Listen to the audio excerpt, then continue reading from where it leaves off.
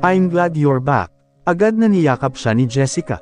Ito at si Kate lang ang sinabihan niyang uuwi siya ng Pilipinas. 8 taon siyang namalagi sa New York. She was planning to surprise her parents pero hindi yata nakatiis ang Auntie Irene niya kaya nasabi nito ang balak niyang pag-uwi sa mga magulang. I received your invitation, that's why I came earlier than planned. Napadako ang mga mata niya sa tiyan nito. Halatang buntis ito. Second time around, napapangiting naisip ni Vivian. Masipag kayo ni Drake, ha? First birthday invitation ng inaanak ko ang natanggap ko pero heto at mukhang ilang buwan mula ngayon ay imbitasyon ng binyag naman ang ibibigay mo sa akin, nakangiti pa ring komento niya. Tila napapahiyang yumuko ang kaibigan at hinimas ang di kalakihang tiyan. Kinabig niya ito at niyakap. Namiss niya ito. I'm happy for you, Jessica, she sincerely said. Niyakap din siya nito. Tara na sa sasakyan. I'm sure hinihintay na tayo ng asawa ko kanina pa. Drake welcomed Vivian. Kinuha nito mula sa kanya ang mga gamit niya. Nagpasalamat siya rito. Kaklase nila ito noong high school. First boyfriend ni Jessica, at obviously siya ring nakatuluyan nito. Sumakay na sila ni Jessica sa sasakyan at matapos maayos ni Drake ang mga dala niya sa trunk ng kotse nito ay pumwesto na ito sa driver's seat. Where ta, ma'am? Pabirong tanong nito sa kanila. Tinabihan kasi siya ng asawa nito sa back passenger seat, nagmukha tuloy itong driver sa unahan. Natawa sina Vivian at Jessica. Sa bahay syempre, I can't wait to see my parents. At balita ko naghanda ng masarap na merienda si Kate. By the way, interesado ka pa ba dun sa condo unit na gusto mo kamong tingnan? Tanong ni Jessica. Oo naman. Pero baka si Kate na lang ang abalahin ko. Ayokong pagurin ang buntis, parinig niya. Tumawa lang ito, namumula ang mga pisngi nito. Alam nito ang desisyon niyang sa syudad tumira sa halip na sa bahay nila sa Santa Barbara. Minsan ay sumasali sa tsismisan nila ni Jessica si Drake kapag nagwe-webcam sila ng kaibigan. At sa closeness at love na nakikita niya sa mag-asawa, hindi malayong sinasabi rito ni Jessica ang ibang problema ni Vivian. She didn't really mind. Son, you did great on the Maglasang project. Nabasa mo ba itong review sa isang magazine? Hindi talaga ako nagkamali na ipasa ang pamamahala ng kumpanya sa iyo. Ipinakita kay Gio ng kanyang ama ang tinutukoy na babasahin. Isang 20-story building iyon sa Makati. Para di naman masayang ang effort ng ama ay tinanggap niya ang magazine at binasa ang artikulo. Nabanggit ang engineering firm nila at nabanggit din ang pangalan niya. Nagmana kasi ako sa iyo, Dad. Sa bagay, kibot-balikat na pagsang-ayon nito. Muntik ko na nga palang makalimutan. The De La Vesca family is inviting us. Hindi pwedeng di ka pupunta. Magtatampo ang Tito Bernard mo. You know I can't go there, anak. Saka na lang ako bibisita pag walang gasinong tao. Ano po ang okasyon? Baliwalang tanong niya. Mukhang umuwi na yata si Vivian, nakangiting sagot ng ama. Natigilan si Gio sa balita pero mabilis ding nakabawi. Itinuloy niya ang naantalang pag-upo sa pwesto niya sa dining table. Naupo ang kanyang ama sa kabisera. Mula nang mabalo ay tumanggi na itong dumalo sa mga ganoong kasiyahan. Naaalala raw lamang nito ang mama niya at lalo itong nalulungkot. Bihira ang pagkakataong tulad ngayon na magaan ang mood ng kanyang ama. Hindi rin niya ito masisi. Maging si Vivian ay nanlumo nang pumanaw ang kanyang ina sa cervical cancer 3 taon na ang nakakaraan. Pero kailangan niyang maging matatag para sa kanilang dalawa ng ama. It was a good thing na pareho ng may sariling pamilya ang mga kapatid niya, at sigurado siyang may nagpapasaya sa mga ito. Hindi nakasagot si Gio sa kabiglaan. Tama ba ang dinig niya? Umuwi na si Vivian. Para kang natuklo ng ahas. Umuwi na ang unikahihan ni Bernard kaya may party sa bahay ng mga De La Vesca. Huwag kang magtatagal sa opisina, okay. Nagsimula na itong kumain. Gio did the same, so Vivian was back. Sa loob ng 8 taon ay naghintay siyang tumawag o sumulat man lang ito, pero wala. He sent her emails regularly the first whole year that she was away. Pero walang sinagot si Vivian ni isa sa mga iyon. Hindi na siya nag-abalang tumawag. Kinailangan pa niyang lumipad papuntang States just to see her from afar. Hindi niya magawang lumapit, hindi na rin niya ipinaalam dito na sumunod siya. When Joe's mother died, bitterness engulfed him. Nasabi niya sa sarili, hindi na siya magbababa ng pride para kay Vivian. Ito ang umalis ng walang palm kaya matuto rin itong bumalik. Ngayong nagbalik na ito, she had a lot of explaining to do. He called up his secretary. Ipinakancel niya lahat ng meetings niya sa hapon. He had to see Vivian. ASAP. She'd better have a good excuse sa ginawa nitong pang-iiwan sa kanya. Sinipat ni Gio ang orasang pambisig. Mag-aalas 9 na pero hindi pa rin humaharap sa mga bisita si Vivian. He decided to leave the garden and relax inside his car for a while. Eksaktong pagliko niya sa dulo ng hardin ay siyang pagsulpot ng isang babaeng hamahaw NGOs at nagkabanggaan sila. Napaupo ang babae sa semento pero agad din itong nakatayo sa tulong ng isang banyagang lalaki. Sorry, aniya nang makabawi sa pagkabigla. Pero abala ito sa pag-aayos ng damit na nalilis at agad ding umalis ng makatayo kaya hindi niya nasal-ayan ng maayos ang mukha nito. Napahabol ng tingin si Gio sa babae, tuloy hindi natuloy ang gagawin niya sanang pag-alis. Let's welcome my daughter Architect Charlotte Vivian de la Vesca, masiglang anunsyo ni Bernard de la Vesca. We're so glad you're home, anak. Saad nito, niyakap ang babaeng nakabangga ni Gio.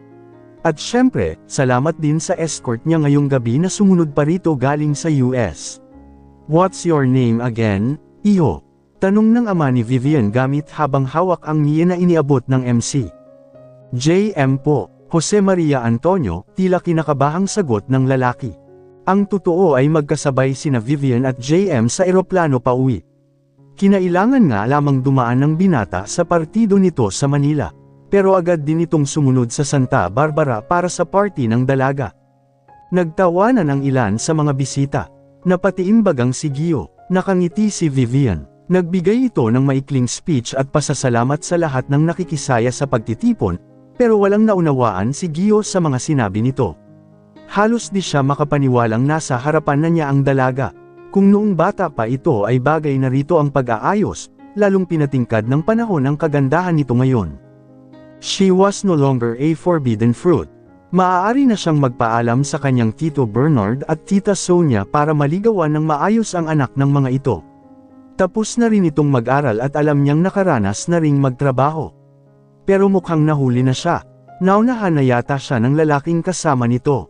Matapos ang saglit na pagtatanong ng MC ay bumaba na mula sa stage sina Vivian, JM at ang mga magulang ng dalaga.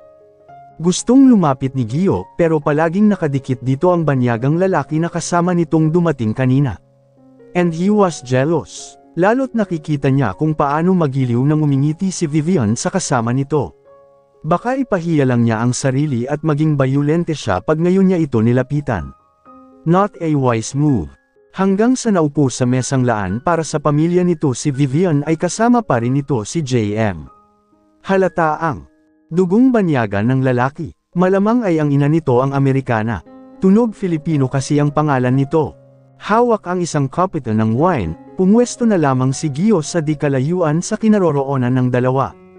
Pakiramdam ni Vivian ay may mga matang nakatitig sa kanya pero tuwing tumitingin siya sa paligid ay abala ang lahat sa kani-kanilang mga pag-uusap. Wala siyang makitang kahit sino na nakatutok ang atensyon sa kanya. You seem restless, komento ni JM. I have this bad feeling that all eyes are on me. Naisatinig niya, baka pagod lang ako, ikaw ba? I really appreciate it. You know, na nandito ka. Pero nagigilty ako kasi alam kong pagod ka rin sa biyahe. Hey, ako ang nakiusap na imbitahan mo dito, remember? Balik ng gwapong binata. And now people are thinking that we are a couple. Napailing ang nakangiting dalaga, even my parents. So, why don't we give them more reason to believe that? Nakangiting suhestyon ni JM, at inilahad ang palad sa harapan niya. May I have this dance? Tinanggap niya ang kamay nito at magkasabay silang tumayo. Iilan pa lamang ang mga pares na nagsasayaw sa sweet na tugtog. I believe someone's about to wring my neck, Vivian. Mukhang hindi siya masaya na kasayaw kita. Are you sure wala kang iniwang boyfriend dito? Wala, and I'm sure, walang emosyong sagot niya. Where is he? Curious na tanong niya, pinipilit na lang ang sariling sumayaw. She was really tired. Kunwari pa hindi interesado, tudyo ng kaibigan. Jose Mari, warning niya. You're 8 o'clock. Pasimpleng iginalaw siya ni JM para may bastahan ang lalaking tinutukoy. Pag-angat ng tingin ni Vivian ay nagtama ang mga mata nila ng taong hindi niya alam kung kailan siya magiging handang harapin. Ilang beses na niyang pinaglaro sa kanyang imahinasyon ang eksenang ito na magkikita silang muli. Nang mag-graduate siya sa high school, inakala niyang si Gio ang lalaking nakatanaw sa kanya buhat sa malayo. Pero nang hanapin itong muli ng kanyang mga mata, it turned out to be another guy. Iniikot siyang bigla ni JM. So, am I right? Is he familiar? Patuksong tanong ng kaibigan. Kahit isa si JM sa closest friends niya, at boss pa niya sa trabaho pag-aari ng maternal grandfather nito ang kumpanyang pinapasukan nila sa New York, walang alam ang binata tungkol sa dahilan kung bakit nagdesisyon siyang magtagal sa Amerika kasama ng Auntie Irene niya. You're obnoxious, she said.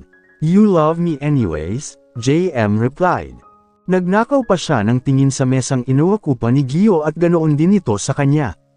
Di lang isang beses nagtama ang mga paningin nila at kapag nangyayari iyon ay siya ang una na umiiwas sa galit nitong mga mata. Hindi na naalis ang kanyang kaba. Inaasahan niyang lalapit ito at kokomprontahin siya, hihilingin kay JM na makasayaw siya, pero sa pagtataka at laking pasasalamat niya ay nanatili lang itong nakaupo. She was relieved and disappointed at the same time. Nang matapos ang tugtog ay tinapunan niyang muli ng tingin ang dako ni Gio, pero wala na ito roon. Labis-labis ang panlulumo na biglang lumukab kay Vivian. Sinabi niya kay JM na ituturo niya rito ang guest room na gagamitin ito habang nagbabakasyon ito sa kanila. Hinanap muna ni Vivian ang mga magulang at nagpaalam siyang magpapahinga na. Binanggit ng mga ito na kadaraan lang ni Gio para magpaalam na uuwi na at ipinaabot umano nito ang paumanhin na di makakapagtagal. Tumungo siya sa mga magulang at sinabing nagkita sila ng dating kaibigan. Ayaw niyang mag-alala ang mga ito. Sunod-sunod na katok sa labas ng kanyang silid ang gumising kay Vivian. Bumungon na rin siya. Kanina pa tumatama ang sinag ng araw sa mukha niya sa kinahihigaan pero tinakpan lang niya iyon ng unan at ipinagpatuloy ang pagtulog. Binuksan niya ang pinto. Kung ang mama niya ang naroon, bakit hindi na lang ito pumasok? Kung kawaksi naman, hindi yun kakatok na parang planong give-in ang buong bahay. Imposible ring si JM ang naroon dahil kagabi pa nagpaalam ang binata na maagang aalis. Paghahandaan umano nito ang pagdating ng kasintahan na hindi nakakuha ng flight na kasabay nila. Nagsuot na siya ng robe. Pupungas-pungas na naglakad si Vivian papunta sa pinto. Daig pa niya ang binuhusan ng malamig na tubig pagkakita sa kanyang bisita. Gio, ngiti lang ang naging tugon ng lalaki sa kanyang pagkabigla. You don't seem happy to see me. Puno ng kumpiyansang sabi nito. Nawalan ng emosyon ng kanina lamang ay nakangiting mga mata nito. Oh, no. I mean, of course masaya akong makita ka. Pero ang aga mo yata. Wala ka bang pasok sa opisina? Dear Derecho niyang sabi. Tumaas ang sulok ng labi nito. It's 10 in the morning. Tanghali na, hindi na maaga. Aren't you going to invite me in? Pwede bang hintayin mo na lang ako sa ibaba? Sa breakfast hall. I'm sure kabisado mo pa rin ang bahay, Ania. Are you inviting me for breakfast? Kung gusto mo, kibat balikat na sagot niya. Why not? He said. Don't take too long, Vivian. Hihintayin kita dun. Bumilis ang pintig ng puso niya sa pagtawag nito sa kanya ng Vivian. She was in high school all over again. May crush sa isang gwapong lalaking mula sa umpisa ay hindi siya ang gusto. Magbibihis lang ako. Isinara na niya ang pinto bago pa ito makaimik, pero nahuli niya ang pilyong ngiti ng lalaki. Dali-dali siyang pumili ng maisusuot. She grabbed a towel and went into the bathroom. Pagkatapos ng 7 minuto ay pababa na siya ng hagdan para harapin ang kanyang panauhin. What was her mother thinking? Bakit nito pinaakyat ang lalaking iyon para katukin siya sa silid niya? Pagpasok niya sa breakfast hall ay naroon ang kanyang mama at nagkakape kasama si Gio. Masayang nag-uusap ang dalawa, may nakahain ng agahan at nakaset na ang mesa. Nang masiglawan siya ng ina ay tumayo ito. Hiha, mabuti naman at gising ka na. Maiwan ko na kayo ni Gio rito at dun muna ako sa garden. Hindi ka na ginaisang ng papa mo. Pumasok na siya sa office, nakangiting sabi nito. Humalik siya sa pisngi ng ina. Hindi mo ba kami sisuluhan, ma? Tapos na akong kumain, kasabay ko ang papa mo. Kumain kayong mabuti, masarap ang luto ko, anito, kay Gio nakatingin. Iyon lang at tumalikod na ito. Napilitan siyang maupo sa tapat ni Gio sa pang-apatang mesang kwadrado. Maliit lang ang breakfast hall, pero cozy iyon, isa sa mga pinakapaboritong lugar ni Vivian sa kanilang bahay. Prenteng nakaupo ang uninvited niyang bisita samantalang siya na taga rito mismo sa bahay ang parang di komportable. Kain ka na, alok niya. Ngumiti ito, I missed you, Vivian. Kinakabahang tumingin siya rito mula sa pagkuha ng pagkain. Namiss ko din ang Pilipinas. Hey, kumusta ka na? Bakit hindi mo sinagot isa man sa mga emails ko? At kahit nandito ka na iniiwasan mo pa rin ako, Vivian, tila naghihinanakit na saad ng lalaki. Pagod lang ako kagabi, paiwas na sagot niya. Okay, hindi mo nakita tatanungin tungkol sa nakaraang 8 taon, siyang na parang ayaw mo iyong pag-usapan. Pero ayokong makita ang isang Charlotte Vivian de la Vesca na wala ni Katie Ting na poise sa katawan. Did my surprise visit take away all the composure you used to possess? Masyado kang assuming, Mr. Montemayor. Kumain ka na lang dyan bago kita ubusan, pagtataray niya. Umalangaw-ngaw ang tila naaaliw na tawa ni Gio. Mukhang nagustuhan nito ang sagot niya. Kumuha rin ito ng pagkain at magana siyang sinaluhan. How would it feel like to eat breakfast with him for the rest of her life?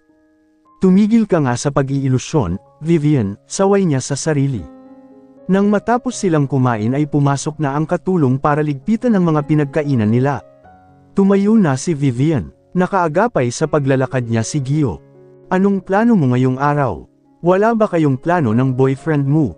Yuzisa nito. Boyfriend, she asked. The guy you're dancing with last night, he replied. Tanging sabi niya. Siguro mas mabuti kung iisipin nito na boyfriend nga niya si JM. Where is he? Nakaalis na, tipid pa ring sagot niya. Dumber echo siya sa sala at naupo sa sofa. Tinabihan siya ng binata roon. Isiniksik ni Vivian ang sarili sa dulo niyon. Parang nananadyang umusad ng kaunti palapit sa kanya si Gio. She gave him a sideway glance. Isang masamang tingin. Tumaas lang ulit ang sulok ng mga labi nito. Ano ba ang kailangan mo sa akin? Walang paligoy-ligoy ng tanong niya. Your explanation, maikling sagot nito. But the way he said the words made her heart beat faster. Sa pagkakaalala ko ay wala akong kailangang ipaliwanag sa iyo, Mr. Montemayor. Pilit na pinatatag niya ang kanyang boses para pagtakpan ang kabang nararamdaman. That's not what you called me years ago, he said with a bite of warning in his tone. And we agreed that you would be my student for a month. Pero pamula noong 28th day na araw ng deal natin ay hindi ka na nagpakita. You wouldn't answer my calls. Hindi mo ako hinaharap pag nagpupunta ako dito. At kung mag-text ka sa akin, nasa airport ka na. Ano pa ba ang aasahan mo sa isang spoiled brat? At matagal na iyon, Mr. Montemayor. Iyon ba talaga ang ipinagkakaganyan mo, Mr. Montemayor again? Tatayo sana siya pero itinukod. Ni Gio ang isang kamay sa likod ng sofa, ang isa ay sa armrest ng upuan, leaving her no choice but to stay put. Are you mocking me, Vivian? Dahil ba hindi ko nagawa? Ang ipinangako ko sa iyo na may in love sa iyo si Andrew pagkatapos ng 1-month deal natin. FYI, nag-text sa akin si Andrew pagkaalis ko sa party na yun at gusto niyang manligaw. Gusto niyang isiga. Rito, pero para saan? Para maipagmulaki lalo ng kaharap na tama ito. Na nagawa nito ang parte nito sa deal kaya dapat lang ay maging masaya siya para rito at kay Megan. Okay, Gio, wala na sa akin yon. I got over Andrew a long time ago. Gusto mo ba ng pleasantries? Yun ba ang hinahanap mo sa akin? She would be a hypocrite kung sasabihin niyang walang epekto sa kanya ang paraan ng pagtitig, ang pagkakalapit, at ang pamilyar na scent ng lalaki. How's your dear Megan, Gio? Megan, why the heck are you asking me about Megan? Bakit, hindi na ba siya ang girlfriend mo? Girlfriend? Hindi ko naging girlfriend si Megan. Mariing sabi nito, lalong lumapit ang mukha sa kanya. Itinulak ni Vivian ang lalaki at napasandal ito sa sofa. Oh, please, humalukip-kap siya. So, kumusta ka na? Mukhang ikaw ang di pa nakaka-get over sa kanya. Okay, I understand kung ayaw mo siyang pag-usapan. I'm not fine, but thanks for asking. I lost my mom 3 years ago at inaasahan kong dadamayan ako ng pinaka-close kong kaibigan. But you weren't there for me, Vivian. Napasinghap siya at biglang napatingin dito. No. Oh, Gio, I'm sorry. Hindi ko alam. I gathered as much. Baka sinadyang hindi ipaalam ng mga magulang mo sa'yo. Kung nalaman ko, I would have been there for you. Sagot niya, tinitigan ito para makita at malaman nitong sincero siya. I know, was all he said. Your mom was a good person.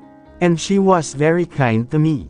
Nalulungkot akong di ko na pala siya muling makikita, mahina niyang sabi. Malungkot na umiling lang ang lalaki. Ikaw, kumusta ka na? Mabuti naman, sagot niya, nag-relax kahit paano. His lips formed into a smile. Magandang summary yun ng 8 years na nagdaan. Napangiti na rin siya, na-miss din kita, Gio, pag-amin niya. Then explain, Vivian. Noon siya nag-iwas ng tingin dito. Ano ang sasabihin niya? Na-realize kong ikaw pala ang gusto ko talaga, hindi si Andrew. Ayoko na sa plano natin kaya umalis ako ng walang paalam. Paano kung hindi siya gusto ni Gio? Ito naman ang iiwas sa kanya. Kahit paano, alam niyang maaalangan ito, magiging awkward ang pagkakaibigan nila. Kung hindi niya ipagtatapat ang damdamin niya, kahit man lang ang friendship nila, magawa niyang isalba. Napagod ako kaya hindi ko na tinapos ang kasunduan natin, pagsisinungaling niya. Katahimikan ang sumunod. Look at me, utos ni Gio. She wanted to defy him. Pero hindi na yata coordinated ang utak at katawan ni Vivian dahil sumunod siya sa sinabi ng binata. Ngayon mo sabihin sa akin na napagod ka lang kaya tumigil ka sa kasunduan natin. Pero hindi niya magawang ulitin iyon ngayong nakatingin siya sa malamlam na mga mata ng binata.